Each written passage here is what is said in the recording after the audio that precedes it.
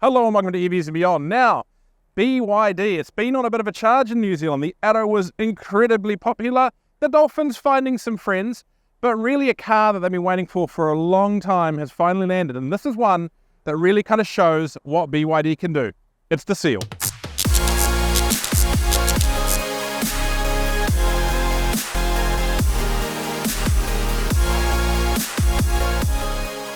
So we're going to start at the front because look, that is one of the standout features of how the Seal looks.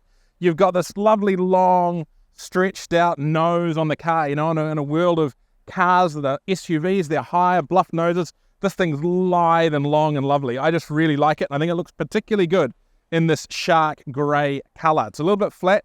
Yes, it costs a little bit of extra money, but I think it is worth it. Now the headlights, they are also pretty cool. They got lots of little detail in it, but they're also this big hook shape. BYD may have been a little bit cheeky there, and then there's a certain other EV that I think looks a lot like this in the nose, and that's probably a good thing for BYD. You got a big BYD badge there, no grille of course, but some lovely setup here in the front. Just looks nice and aero and sleek without there actually being any real aero there, which I guess is good. Now if we come around to the side, you have got 19-inch wheels, which is actually not particularly big for a sports sedan today. But I think on this car, they look really appropriate, and I think it's what helps give the car a really good comfort feel to it, while still being pretty sporty. Now, they are Continental, no linglongs. The wheels, like the Arrow, they're alloy with plastic inserts there for aerodynamic reasons, but I think they are a really spectacular design. The black means you've just got only this tiny slither of aluminium holding the car up. It's really cool. Little BYD design plate there, again, making it just look really sporty and going forward. Now, you've got these door handles. They pull in or out depending on what you're up to. I have found them a little bit confusing at times as to when they're going to operate or not. I'm sure it's something that maybe is more of a user setup than it is an issue with the car itself, but just they're not always there when you want to grab them, but they are arguably simpler to use than the ones on a Tesla. So I guess you got to take it either way there. Now, all cars have this black glass roof, which is beautiful, gives a nice airy feel inside the car. Now, BYD have supplied a sunshade with all the vehicles, which I think is a nice touch. A lot of people end up buying them for their Teslas and other cars with glass roofs, but BYD has thrown that in for free. So super great to see that from BYD. Let's go have a look around at the back. So at the back, one of the reasons I think why the grey works so well with this car is kind of the smoked look of this full width light across the back here. It just really works in really well, and particularly combined with the chrome BYD badge at the back. We've got some other badging here, got an all-wheel badge, all-wheel drive badge. The performance model, of course, is all-wheel drive front and rear motors, and BYD Seal 3.8S. That 3.8S, that signifies this can do the 0 to 100 sprint in 3.8 seconds. They're just putting it out there. No need to worry about hiding your stuff. They want people to know this thing is really fast. I think one of the standout features actually is this really kind of somewhat over the top air diffuser down here. It doesn't go through, so theoretically it's not functional, but it does look pretty cool. It looks purposeful. And interestingly, for those of you that want to tow, there is a cutout here, a pop-out panel for when a tow bar is fitted. And I guess we'll know soon, we don't have those details yet, as to what the tow rating is. You have a camera down here, which feels to me a little bit exposed and probably at risk of getting a bit dirty, but I'm sure they know better than I do. And you've got a button here for the boot. Super handy. So many buttons these days are hidden away, and that one's just nice and easy to find. Now in the back here, we've got a case where your charger and your free included V2L thing goes. You've got the BYD sunshades there and there. And then under the floor, you've got a storage space and then another smaller storage space under here for your tyre kit and so forth. At the back, we have the charging port, so different from the Arrow and the Dolphin where it's at the front. Pop it open here, of course, CCS2. Now, if there's one area where perhaps BYD is sitting a little bit behind Tesla particularly, it is charging. The maximum charging rate on the performance model is 150 kilowatt. It's actually, I think, 120 on the entry-level model and 11 kilowatt AC. So good to see that three-phase AC. But I think 150 kilowatts is good, but not great these days. Now, part of that could be the battery. Of course, the Seal, like other BYDs, is fitted with the Blade LFP battery. Now, they are known for their resilience, but perhaps they don't charge quite as amazingly as others. Though Tesla seems to be doing a lot in Europe with the BYD Blade batteries there in regards to charging speed. Interestingly, it does slow down fairly quickly. I was on a 180 kilowatt charger earlier today, and at 60%, I was only seeing about 70-something kilowatts hours of charging. So it is very protective of the battery. Be interesting to see if BYD might raise those speeds in the future. But I think one thing to be aware of is it's not the fastest charger. And now, and I haven't looked yet, I'm going to open the bonnet and see if there's a frunk there. BYD, it's not massive, but you're in my good books.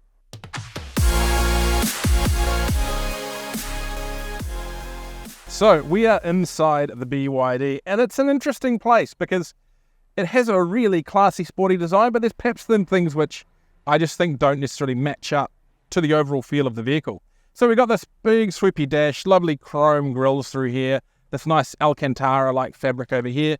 Now you've got the big 15-inch BYD style screen. So yes, it does do the party trick and turn, but if you're using Apple CarPlay like I do, it'll put it back to there anyway, so you're kind of stuck with it on landscape. You've got a second larger screen up here for your gauges and various other information that you need when driving the vehicle. Big steering wheel. Now, this is not the same steering wheel as the Edo. It's a little bit broader. It's got a flatter bottom and different buttons, and I think it's actually a nicer setup by quite a big margin than what we've seen before. Now, indicators are on the right. You do have automatic wipers now, which is handy. That's something that some people complained about on the Edo and the Dolphin not having that.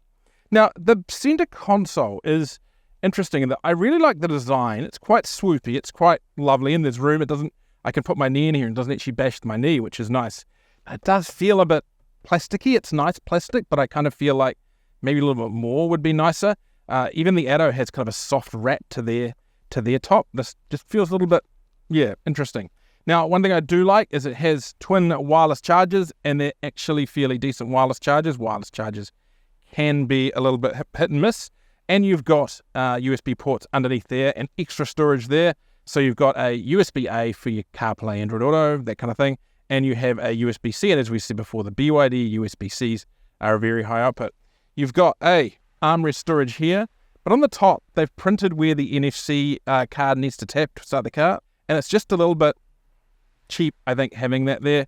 The cup holders are of a good size, but they have a bit of a party trick. If you've got a bottle, you can push this one down, it clicks down, and your water bottle won't sit up quite so much. Now, here you've got your various controls, exactly like the Edo, but just in a different form. So you've got your transmission shifter, park button, start, stop, various controls for some of the safety and traction features, your vehicle drive mode, and then over here you've got a few quick access buttons, which I love, for the AC. Now, if we go to the big screen, we have all the same stuff as the Edo. You've got your navigation, Spotify, radio, but this has a couple of extra features that we haven't seen before. So we have the BYD store, and from here we can actually download apps. So we have available to us at the moment karaoke, a browser, and Amazon Music. So that's great if you want something different in regards to your music choices. And karaoke, that's a bit of fun. If I go and reach under the thingy here, to use the karaoke, you need the BYD microphone, which I believe will be an accessory from the dealership. Open it up. There's a little adapter that plugs into your USB, and then you can sing karaoke to your heart's content. So that's a really cool feature that my daughter has really loved playing with while we've had the car. The one microphone, but people can also use their mobile phones to look at the lyrics. Now, the seats. These seats in the front are spectacular. They are super comfortable. They don't necessarily have the push forward that the BYD Edo had, and that I think means a lot more people will find them comfortable. But even for big Kiwi-sized butts like mine, plenty of space. They are heated and they are ventilated in the front. The rear seats are heated in the outside positions, but not ventilated. Some of the most comfortable seats I have tried in a very long time, and I really like the fact that while they don't have memory on them, they do have a easy access feature. It's an issue I sometimes have, being larger, is getting in and out of lower cars, and this one here, of course, will move the seat back for you to allow you to get in and out easily, and then it brings it forward when you start the car. So such a bonus there. The steering wheel is adjustable for reach and for height. I would like a little more reach adjustment, and it should be pointed out that it is manual adjustment, whereas I think really this car is kind of fitting of electric adjustment, but I guess to get it down to a price, they had to do that somewhere. Now the audio system, it's a Dyne audio system.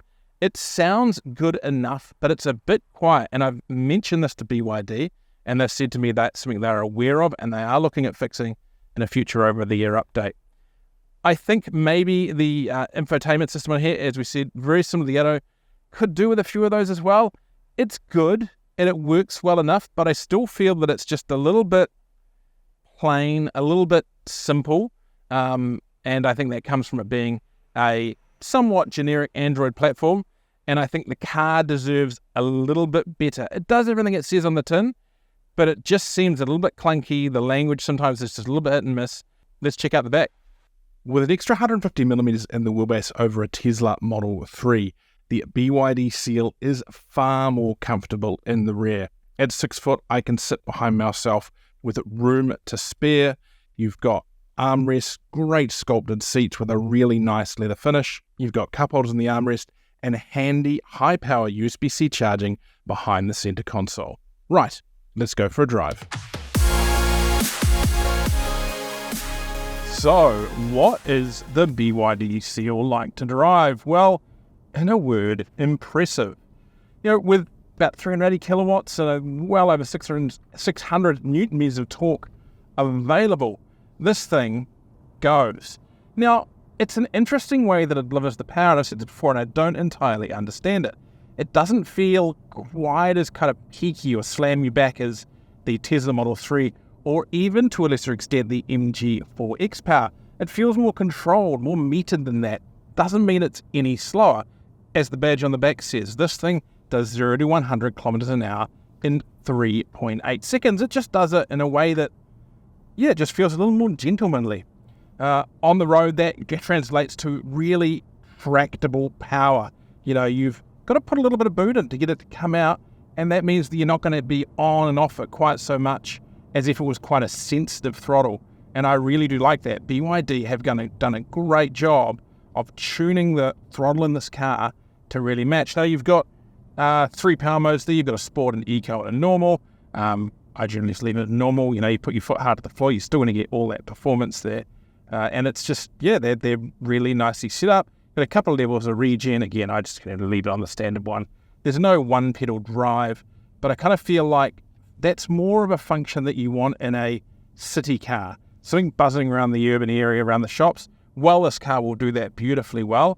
It is more of a GT, I guess, and on the open road, that's not necessarily the feature that's that important to you.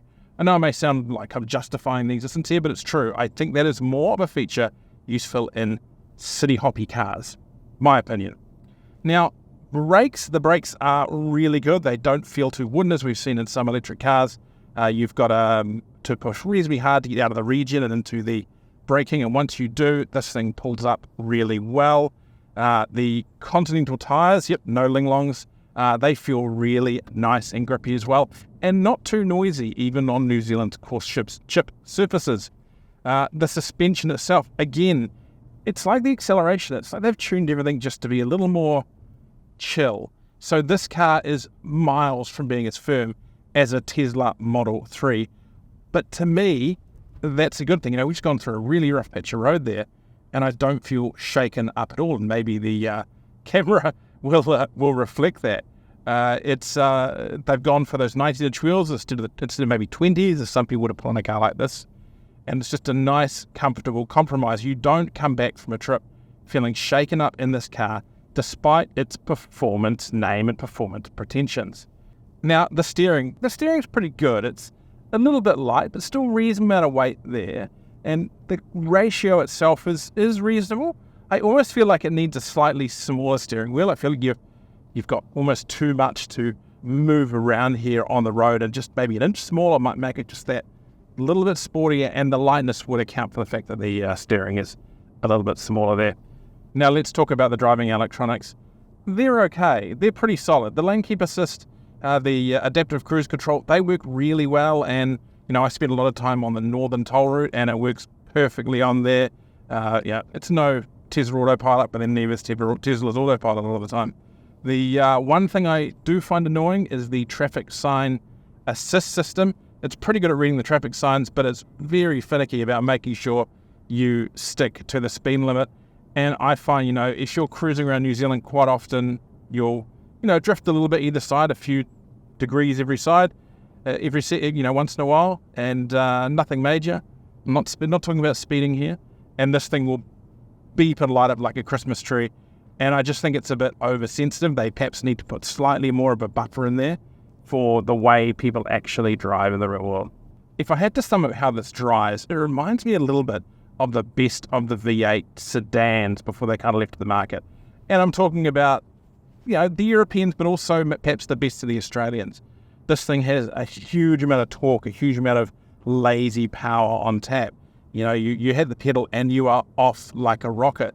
But it's also just lovely to cruise. And it's got that little bit of softness, that little bit of comfort that really does make it work well in New Zealand. And it's interesting, we gave this car to a friend of ours, drives a Mustang, very much that V8 saloon kind of guy, has a couple of other quite comfortable cars, and he loved this. He was super, super impressed. So, I think that's really the vibe they've gone for, and I think it's exactly where they've hit. So, the BYD Seal, what do I think? I think this car is excellent and surprising good value. Now, a lot of people are going to put this up against the Tesla Model 3 and say, well, it's a little bit more expensive, it doesn't necessarily have some of the tech that we like, all that kind of stuff. And they're right. If you're wanting a Tesla Model 3, go for a Tesla Model 3. I actually think this car sits against a different market. It's a little bit bigger. It is a lot more comfortable and just a lot more refined, I think, than the Tesla. So really, I think it actually competes better against things like the BMW i4, even the BMW i5, the Mercedes-Benz EQE, and other executive sedan, even smaller SUV electric vehicles. It's not necessarily the outright sports car. It handles really well, but it does have a slight comfort focus. That performance, though, is still amazing. And as my daughter keeps on saying, it's so fast it makes her confused. Look, thanks so much for joining us today. Highly recommend you check out the Seal.